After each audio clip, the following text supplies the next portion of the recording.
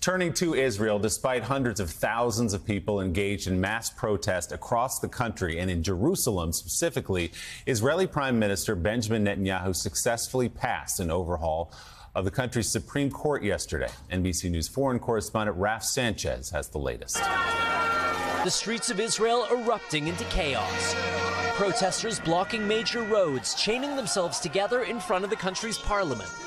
A last-ditch effort by opponents of the government's controversial plan to weaken the Supreme Court.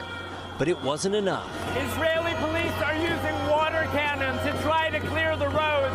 They're cracking down hard, but the protesters say they'll stay on the streets. A car appearing to ram protesters. Police say 3 injured. The first part of Prime Minister Netanyahu's judicial overhaul passing 64-0. His conservative religious government voting for it, while opposition lawmakers walked out in protest. The plan takes away the Supreme Court's power to nullify some government decisions.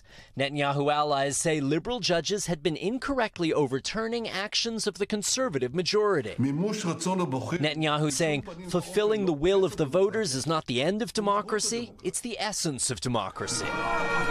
But opponents of the plan say they're afraid for their country. I'm worried about my future and my children's future. These military reservists say they'll no longer serve in protest of the new law. Some of them veterans of Netanyahu's old commando unit. I think he's the first dictator over Israel. David Remnick, you mentioned in your New Yorker piece titled "In Israel, a Glimpse of a Trumpian Future," you write this, quote, "See if this sounds familiar. A cynical and self-admiring politician finds himself confronting the legal consequences of his low deeds and corruption. He faces criminal investigation, multiple indictments, trials, even prison.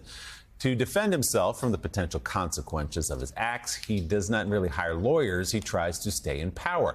And to obtain power, he's willing to deepen and inflame the worst tribal conflicts in his country. He is willing to undermine the rule of law. He's willing to make common cause with the most hateful voices in his society and place them by his side. In the end, he is willing to erode the liberty of his people to ensure his own." The eagerness to put self before country, of course, is the common thread between two profoundly unprincipled politicians, Benjamin Netanyahu and Donald Trump, writes David Remnick in The New Yorker.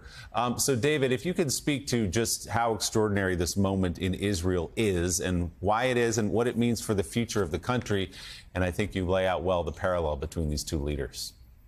Yeah, in its 75-year history as a state, Israel has faced no shortage of crises, particularly in the conflict with the Palestinians and many wars over that period of time. And yet yesterday I was getting calls from friends in Israel telling me this is the worst day in the history of the state, because in their view, and obviously this is the liberal view, one half of society's view, that there is no constitution in Israel, but democratic norms are being undermined. Tribalism is being deepened. The balance of powers, insofar as they exist, and they exist only minimally in Israel, are being eroded by this act. And that this act is only the first step in a further erosion of a democratic Israel. Now, it's impossible to have a fully democratic Israel without resolving, in my view, the Palestinian question. But all democratic societies have lingering crises too. Certainly we do. But to see society divided to this degree, to see hundreds and hundreds of thousands of people out in the street, not just once or twice, but for the last 29 weeks, to see military reservists, including Air Force pilots who are considered to be the protectors, the guarantors of Israel's existence, say that they will refuse to serve, is a crisis like we've never seen before in Israel. David, you write about how this moment is different from over a decade ago in 2012 when Netanyahu campaigned on preserving the rule of law. And certainly politicians change their tune frequently when they actually are in power versus campaigning. But can you talk about this moment over a decade later, the charges that Netanyahu faces and how that is impacting what he does with his power? Well, all politicians sooner or later lie. I do think Netanyahu abuses the privilege. He does it with such frequency that it's almost comical at this point. You remember his speech at Bar-Ilan University when he said he would resolve the Palestinian question, that there be a Palestinian state. Even that was preposterous and just a gesture to the Americans at that time.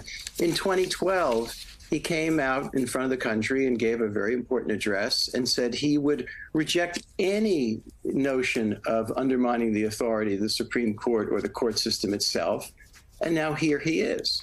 So you asked about the charges against him. Compared to the charges against Trump, they are modest, but there are charges, real criminal charges of corruption and accepting favors from supporters, material favors from supporters for political preference. They're real charges. And it's in his political calculation that if this goes through, and it has now, this change in the law and the way things are done in Israel, that it helps him stay in power. He has proved he has been the prime minister longer than anyone, longer than Ben-Gurion in the history of the state. He has proved that his first priority is always that, and he will always accede to the desires of the tribe that keeps him in office. And right now, Israel has the most radical, the most extremist government in its history, and Netanyahu is allowed himself to be, to his advantage, part of their ideological drive, and this is just the beginning. The piece is In Israel, A Glimpse of a Trumpian Future. You can read it online on The New Yorker. David Remnick, always great to have you on, my friend. Thank you.